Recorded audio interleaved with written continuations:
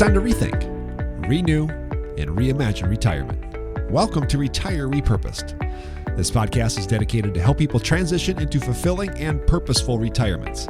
Retirement is a big life change. In fact, the two most dangerous years of a person's life are the year they were born and the year they retire. We believe that retirement is not the end, rather the beginning of what could be the most impactful season of a person's life. So don't retire, become repurposed. Well, I'm your host, Jared Sebesta. I'm the co-founder of Retire Repurposed alongside Ben Tejas. Thank you so much for joining us today. Maybe you're listening to us on the radio. Maybe you found us online. Regardless, head over to iTunes, find our podcast, and click subscribe.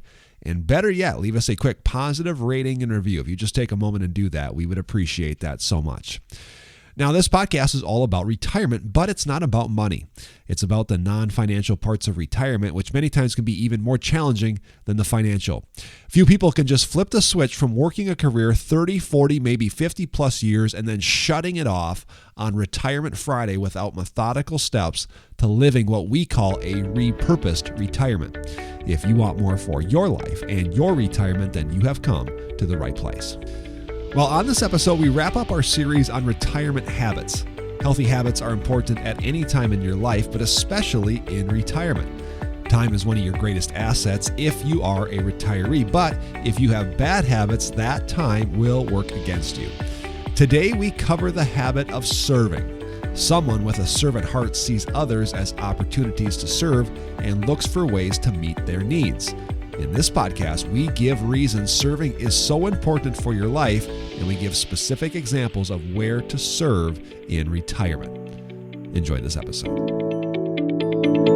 All right, folks, welcome back to the show. We are going to wrap up our series today on retirement habits. We have a fabulous show on tap for you today. We're going to talk about the habit of serving, and we are purposely choosing to end this series on this particular habit. So we are so glad that you are joining us on the podcast today. Before we get started, just a reminder, we have a Facebook group called Becoming Repurposed in Retirement. Join a growing community of people that refuse to accept the typical American dream retirement. Look for more tips on living repurposed, Facebook Live, special content. Like I say on the show in the past, this is a great way to connect with us here on iTunes. Our website, Retire Repurposed, is a great way to connect as well.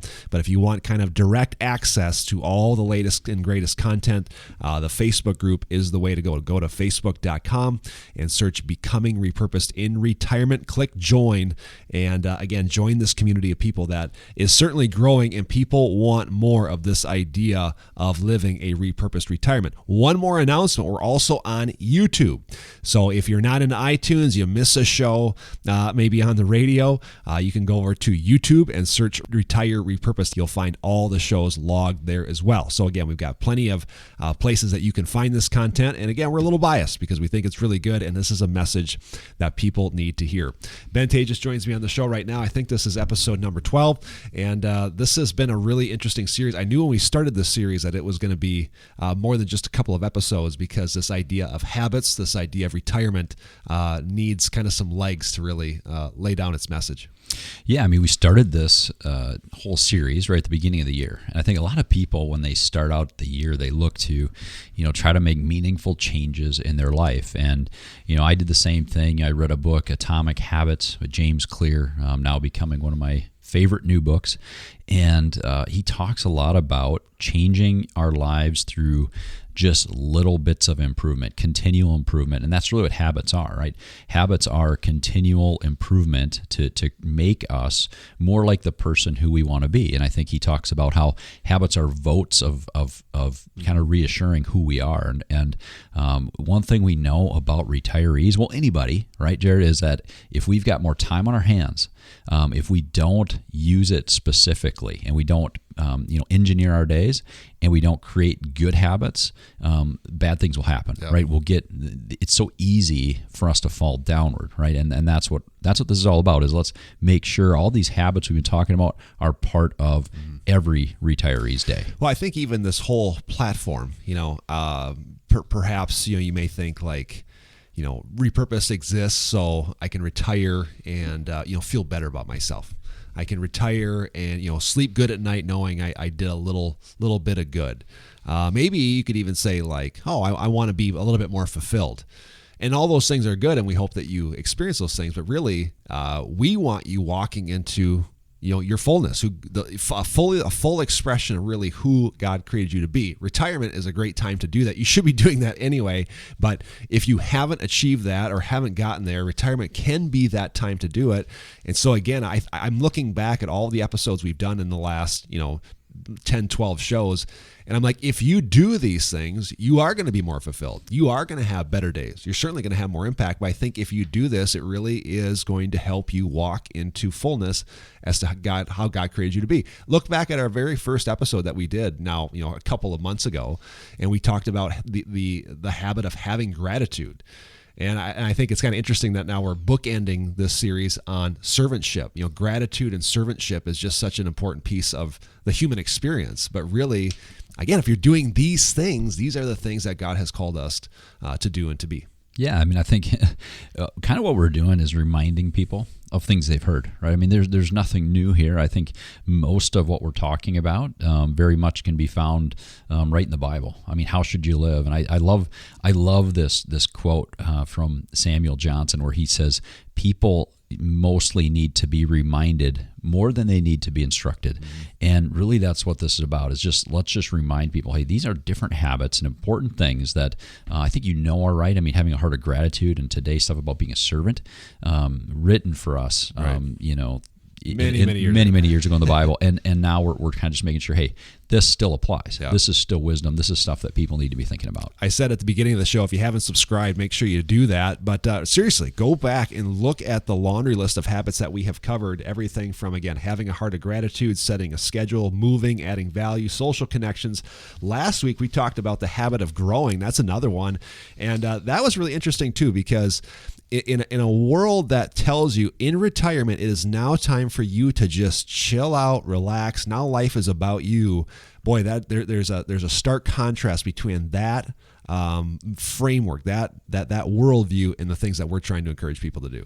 Yeah, and it's important because if we are just trying to sit back and relax and just maintain who we are by default going backwards, especially because we age, right? We age naturally, and we get slower. And I mean, this can come with your health, this can come with your physical health, but also your mind. And if we're not purposely trying to grow, like learning and experiencing new things, we will go backwards. So maintaining doesn't work in retirement. We have to really strive to be growing. We always talk about John Maxwell. He says, if you're not growing, you're dying. So again, that was kind of our keynote phrase or quote that we used last week. Also last week, we gave 6 ways to grow in retirement. So again, if you missed last week's show, go back and listen to those, because those 6 ways cover a number of not only topics, but also issues and different ways to look at retirement as well. So again, go back and listen to those shows. All right, on today's show, again, we're going to wrap up this series now talking about serving.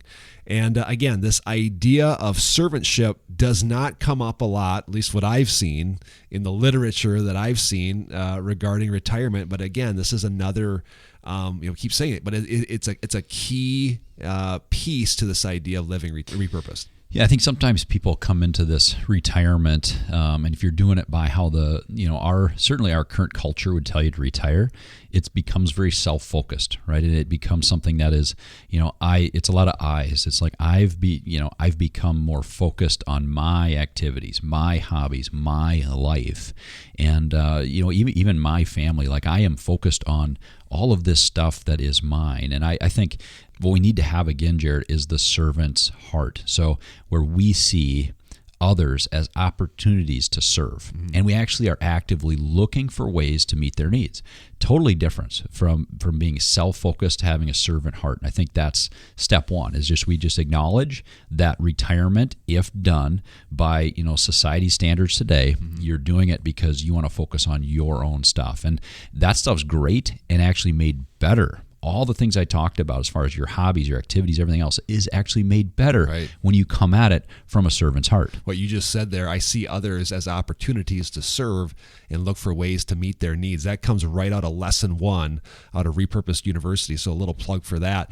During that lesson, you always pose the question to people to try to get them thinking and get their brain wrapped around this. But it's a question about their work and kind of what really made them click.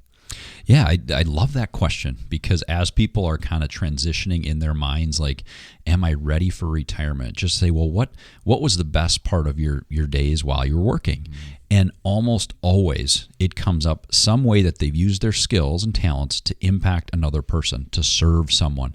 So if they're a builder, it was that day when they walked into a new home and they were able to really show their clients how this specific area that they took, and it was outside of what they normally would have done, but they looked to serve that particular client. If they're a doctor, it's like, yeah, I was able to serve and create make somebody's health better. If they're a teacher, it was that day when that student, they stepped in, they said, I use my talents to make sure my student, I went above and beyond so they could learn something, but also create a relationship with them and serve them.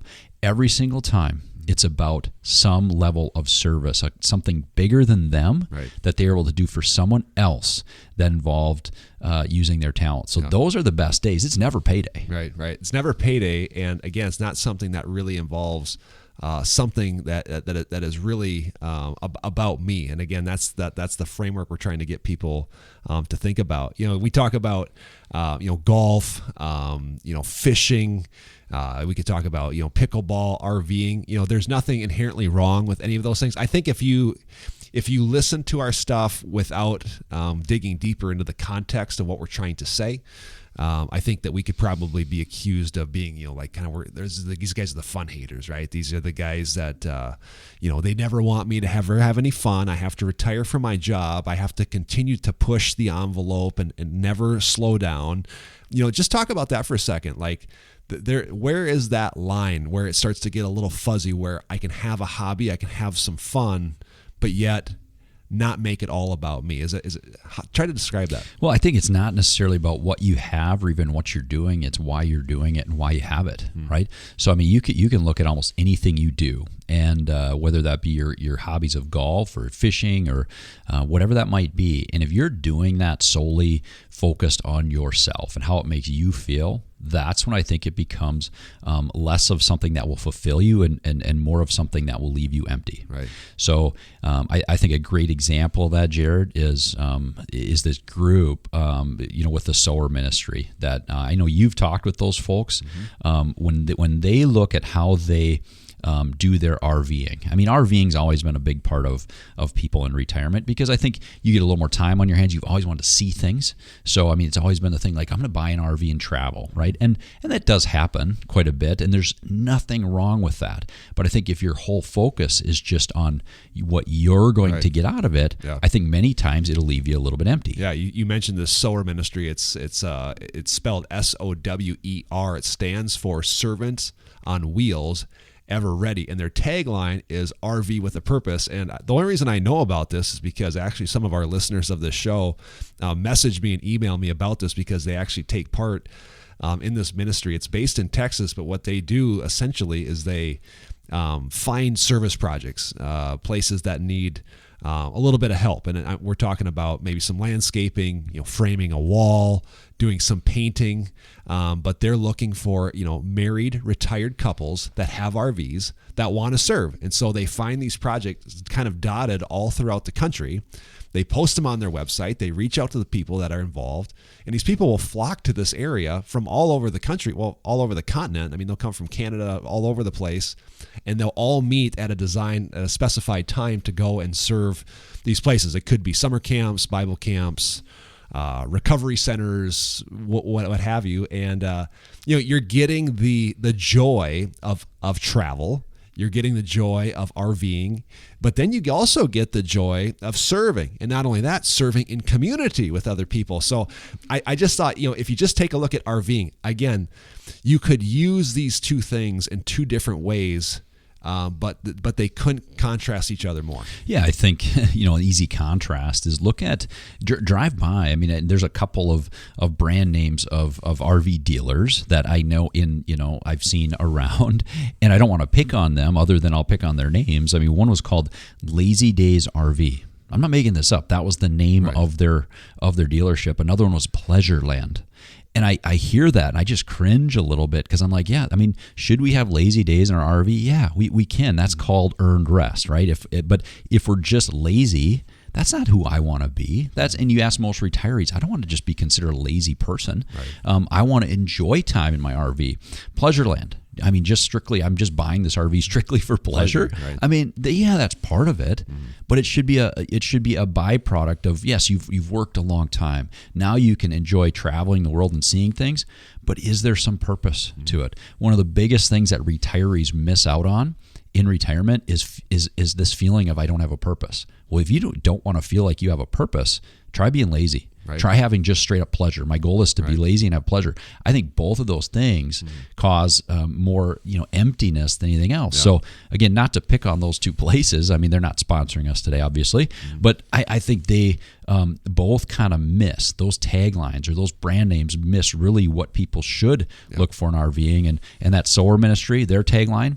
RV with a purpose. Right. That is a totally different approach of why I would own and use an RV. Well, I think, again, not to pick on the names of these RV places, but you'll see kind of you'll start to read between the lines. You can kind of see how this ideology of retirement has kind of even crept into the names of places. So again, we're just trying to kind of give people some awareness onto that. And again, obviously having some pleasure, nothing wrong with that, but a life of pleasure all about myself, that's where we kind of cross that line. So let's talk about why is this so important? I mean, let's just kind of start there. Why is serving? I mean, kind of goes without saying, but why is serving so important basically at any time of our life? Well, we can't be fully fulfilled unless we're walking into who God created us to be. So God didn't make us to be, just to look at our own lives. He made us with the desire to help others, with the desire to serve others. That's part of our DNA when God made us. So if you're ever feeling as if things aren't going your way and you're feeling down, or you're feeling as if, and this can come with your relationship with your spouse, I'm guilty of that. This comes with your relationship with your coworkers, if you're leading a team, certainly if you're in retirement. But if you're feeling down as if things are not going the way that you would want them to be and somewhat unfulfilled, look at, have you served somebody in that day? Right. Where did you serve the people around you? Because if you want to turn things around really quick, look at people as areas of people that you can serve and meet their needs. Yeah, I think that goes hand in hand with having a heart of gratitude. If you're feeling down in the dumps and you're not feeling fulfilled, right off the bat, be thankful. And another antidote to that too is go serve people. I mean, those two to me are kind of some of the top things that you could take away from the series as the ones that are the antidote, to living kind of, I don't want to call it mediocre, but just not living that full life. One thing, since we talk a lot about faith on this show, I think that, it's pretty quick. People will be very quick to say, retirement, is not, it's not in the Bible, it's not a biblical concept. And, the truth is I think that there's a lot of concepts or things in life that aren't exactly addressed in the Bible. Retirement could be one of them. I know one thing that is not in there, and that is really taking this piece out, where it says, we are to live a certain way. And then once you hit a certain age and a certain level of wealth, then all of a sudden you don't need to do that anymore. I know for certain that that's not in there. Yeah, nowhere in the Bible does it say servanthood or being a servant ends the day you retire. Right. I mean, it's just crazy, right? I mean, we have to remember who modeled being a servant the best. Right? Jesus did. You look at how someone of his power washed his disciples' feet as just here as a servant leader, somebody who is serving, and then finally later in his life, at the end of his life, sacrificed and served us all by dying on the cross. I mean, the greatest sacrifice and the way he could serve people more than any other way of giving his life. So I think nobody's modeled that better. And I think when we pull away in retirement, we think, well, now it's our time. It's my time to do what I want to do. And we forget the element of others. It is so quick that we can start to let many parts of our life, if we're doing that, our spiritual life will wallow too. Yeah. I think even generosity will start to dry up. There's no way that we can just pull away from the servanthood and let that not affect our spirit, our character. I mean, that's just, they go hand in hand. You can't not have one but have the other. I think that's a really good point. Yeah, I think it can start to look selfish, right? If we don't serve others, and that's really what being a servant is all about, right? Serving means putting somebody else's needs before our own in action. Right, that's really how I look at it. So if I can put others before myself in some action, that's serving. So, like I said, Jesus modeled it. If we're putting ourselves before others, it starts to look selfish. And I think if we want to be a person of significance, with most retirees do. Right, most retirees, and I think as you age, more important than ever, I think people feel like, I want to be significant, because I think as we age, we get closer to the end days, right? We get closer to the end of our lives. And as we get closer to the end of our lives, we start to think, what did I do? What did I accomplish? What did I make a difference in this world? And if you're being selfish and you're focusing only on your needs, you cannot be significant. Right. Selfishness and significance are like oil and water. They do not mix. So you got to focus on the servant heart in order to be truly significant. Yeah, I've said it a number of times, but I feel like this concept is really that linchpin.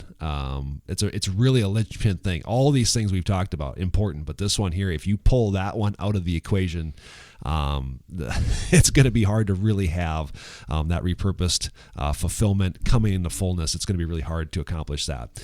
We've got a couple of minutes left here. Let's talk a little bit more tactical. How can people serve? What areas should they serve? Think of somebody who has just retired, perhaps, Ben, and they're this is kind of a new concept and light bulbs are coming on, but they don't know where to start. What advice would you give them?